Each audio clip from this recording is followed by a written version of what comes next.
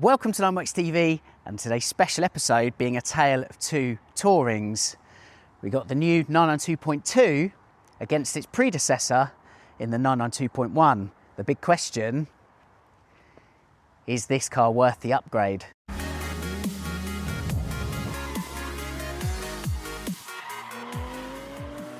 Thanks for tuning in today. Start off with a couple of thanks to Andy for lending his lovely 992.1 Touring, Porsche GB for lending the .2 press car, and our friends here at Paul Stevens for giving us a solid cup of coffee, a lovely look around the place, and some space in which to do this film for you. The big news really is all to do with the seats in the .2 top level, folding buckets for the first time, as well as the rear seats. Otherwise, they appear on paper at least pretty much identical. Both have a 4-litre, naturally aspirated, flat 6 engine, revving to 9,000 RPM and putting out 510 horsepower.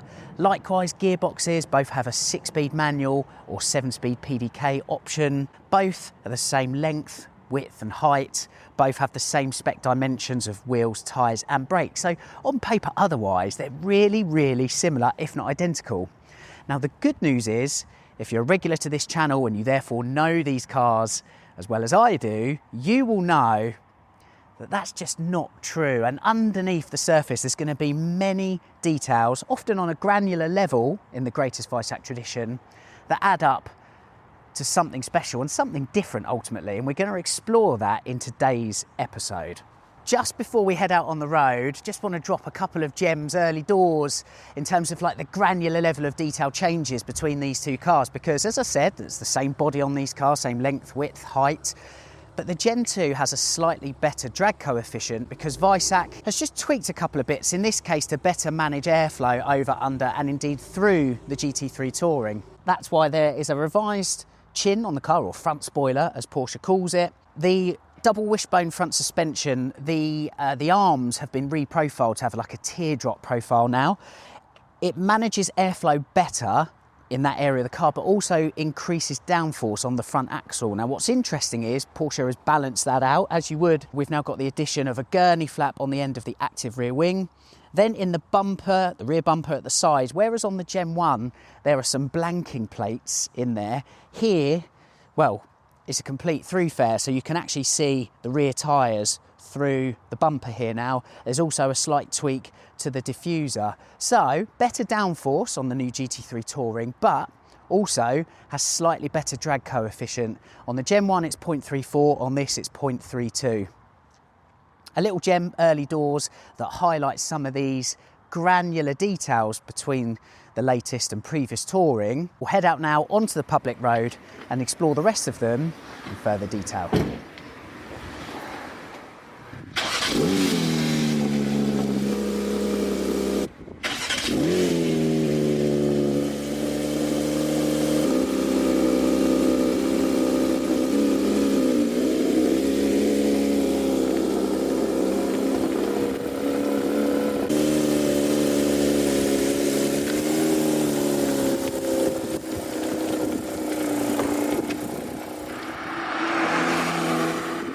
I have to say, it's really nice to see that analog tacho. It's a real piece of jewellery sitting in the middle, particularly because we've got digital screens either side. And again, as I've said previously on WERKS TV, that for me is peak tachometer in the 911. It's more timepiece than tacho.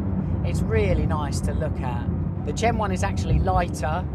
In manual form, it's 1,418 kilos.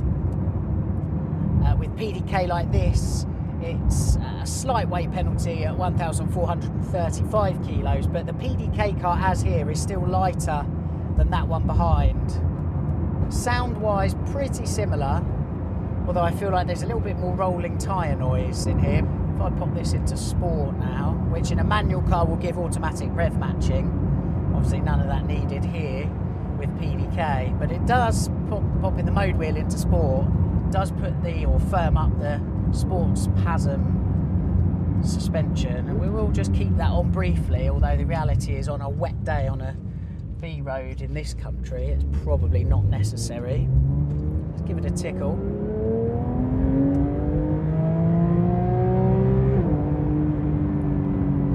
Beautiful sound. Such a wonderful linearity to the way the power builds. This engine is so special, so special.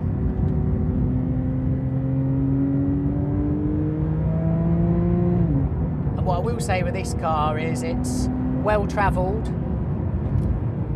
It's been on 2 WERKS Driven Not Hidden Collective road trips this year. It went down to Sicily with us, retracing the Targa Florio in the summer. It's just got back from our annual pilgrimage to the Porsche Museum. So 11,000 miles on the clock, and I think the car is all the better for it. It's really, really nice. It's opened up, I guess, and the engine is a real beaut. It's touring perfection for me. I much prefer the way the Gen 1 looks over the Gen 2, I have to say. With the Gen 2, it's more fussy. I don't like the front, particularly with the unpainted sections, although you can get those painted, of course, through the individualisation programme. But the rear as well is a lot more bulbous, chiefly to do with those exit vents. They just stick out more, and it just doesn't look as fluid and elegant from a design point of view in comparison to this car. So I'm going to take it out of Sport PASM now, just sort of soften the Sport PASM. So slightly too firm for me.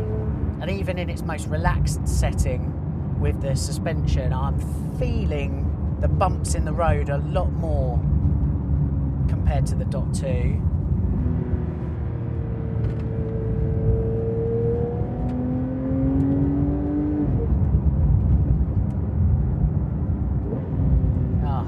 Honestly, this is perfection. The other thing is, and I know it's, you know, old hat really, but I'm not having to get in this car and turn things off, i.e. lane change assist, the take a brake function, a speed limit awareness, none of that. This is just one of the last get in and go cars. It's just all the better for it. Allegedly, this has 20 more Newton meters of peak torque over the Dot 2. This is 470, allegedly, at 6,100 RPM. That car has 450 at slightly higher RPM of 6,250.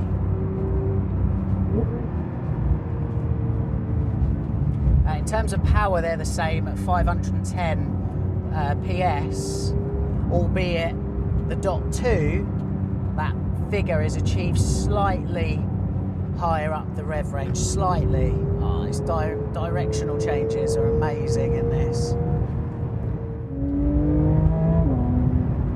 I definitely think, we'll jump back into that Dot 2 shortly, but in driving that car here, I definitely think that the Dot 1 is acoustically a lot more full-bodied over the Dot 2. I mean, this is just, it's singing to us, YouTube. It is singing a merry song. This really is a scintillating GT product, and it's just, you know, you drive these things and you constantly wonder, how can Weissach improve on this recipe? Well, allegedly, Weissach has done so with that Dot 2 behind. So it's about time we jumped into that car and investigated for ourselves just how, or indeed if. Now, before we go anywhere, I want to talk about the seats in the 992 Touring because, as I said at the top of the video, in a weird way, seats are the big news with this car. We'll start with the front ones first of all, because for the first time, the Touring gets folding buckets. Now, on paper, that's a really good thing and makes good use of the space behind, particularly when feeding into the Touring mantra. However, I need to be really honest, YouTube. I am not getting on with this seat. I've no issue at all with the lateral hold. There's a decent enough pinch on my hips. And again, I'm super average build and height. Good hold laterally, that's fine, with plenty of room on my shoulders. So you don't feel trapped in, but you do feel snug and secure.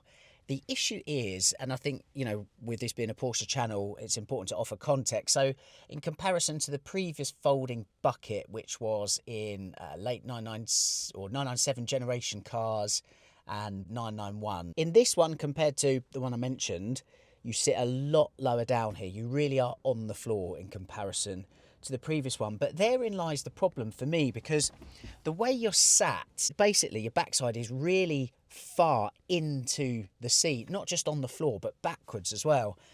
The issue I'm finding, again, as an average height bloke, is I can't therefore find an optimum seating position. And I've had this car 3 days now and I'm still struggling.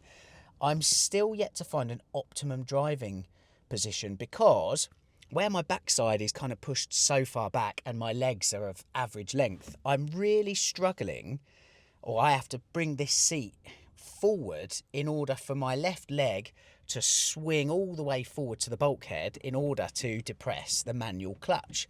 Now, by contrast, my right foot is back here because this is where the accelerator is, and I only need a short blip or gentle blip on the accelerator pedal in order to push the car forward. So I feel like my legs are like this. I'm pretty sure I don't have legs of different lengths in what would be sniper's nightmare. And I've come to realise that this folding bucket seat suits a tall person.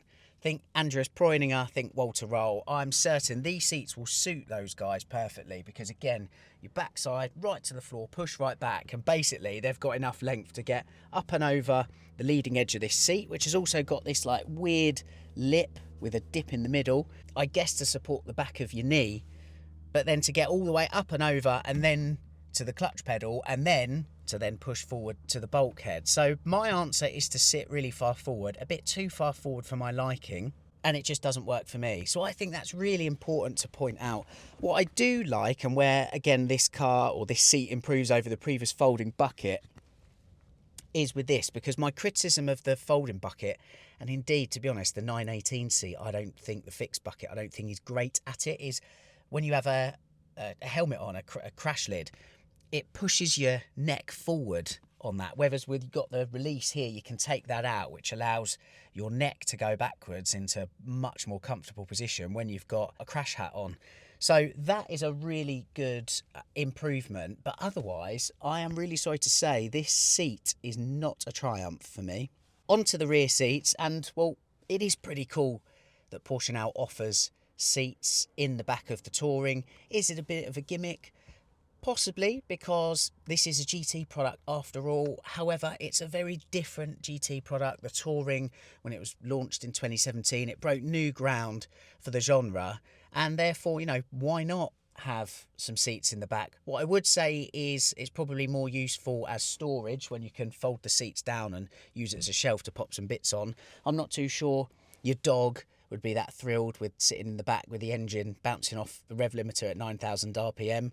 A passenger might enjoy it though. What I will say is, in a complete fluke, we have had 3 people in this car this weekend. I had to take my parents from my brother's house back to theirs because they'd had a glass of wine, and my brother said, "Can you do that with the 911 at the front?" I was like, yes I could. So we actually have had 3 people riding in the GT3 Touring, which again is pretty cool. So I like the fact Porsche offers it. So as far as I'm concerned, the rear seats is a success in the new Touring.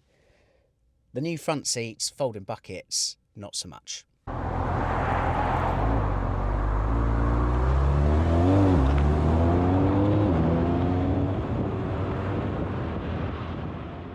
Honestly, the fact that this car is still being made is such a triumph in a world where governments and legislation is just making it harder and harder and harder to create truly emotive driving machines. Porsche is still making a 4-litre naturally aspirated high revving 911 GT product. It is amazing. Still 510 horsepower, but there have been tweaks, partly due to legislation, but also there have been improvements that just uplift the character of this car. For example, the exhaust system, which has 2 GPFs, gasoline particulate filters, alongside four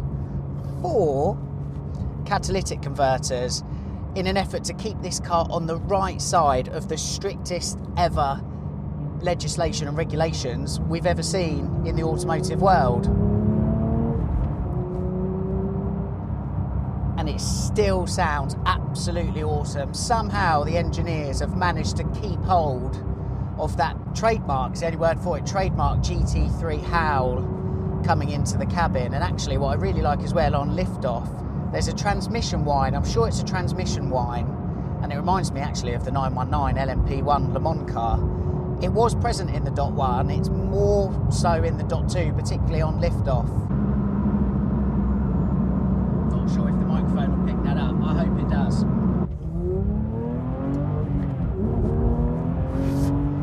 Bit of shimmying. We've got reworked cylinder heads, there's also GT3 RS cams from the 992.1, and that all contributes to quite a change over the .1 in character, because for a start, in-gear acceleration is smoother, more buttery than the Gen 1. ST-like, very ST-like actually, and there's also a smoother, racier run to the red line at 9,000 RPM. The only drawback to it that I can see in character is between 8 and 9,000 RPM, that last 1,000 revs per minute, acoustically I find to be just a little bit lacking over the .1. When we're comparing apples with apples as today, it could be because this car's done 3,500 RPM, 3,500 miles, the .1 has done 11,500 miles, could well be that, but to me at that last 1,000 RPM, the .1 Touring just sings in a way where this just lacks by about 5%. It's barely perceptible, but it is nevertheless present. We'll talk about ride as well, because again, there are differences, and I mentioned that the Gen 1 is a later Gen 1, which is allegedly where the ride was tweaked in terms of how it was damped over those earlier cars that were deemed by the populace to be a little bit too firm. Allegedly, those late Gen 1s have had a bit of ST inspiration. I don't think that's there, to be honest with you. Having driven an ST, the way that car goes down the road is outrageous. It's the best damped 911 I've ever been in. It is unbelievable. This car is close to it. It's not the same. The ST is even more resolved, and this is where there is always daylight between, like, I remember with the 911R and the original Touring, and a lot of people saying they were very similar cars. They're not. They're 5% different all over. Creates a completely different car, and it's the same with the ST and the Tourings, both this one and the late 992.1s. There's always clear daylight. Porsche always engineers these granular differences, and it's the same here. This goes down the road exceptionally well. The way it's damped is a lot more polished for these roads than the .1, definitely. But, and I say there is a but to that, the .1 just feels a bit more alive as a result. I can feel what's going on a bit more. It's a bit more GT. The shift as well, it's worth touching on that, because this car has the lightweight package.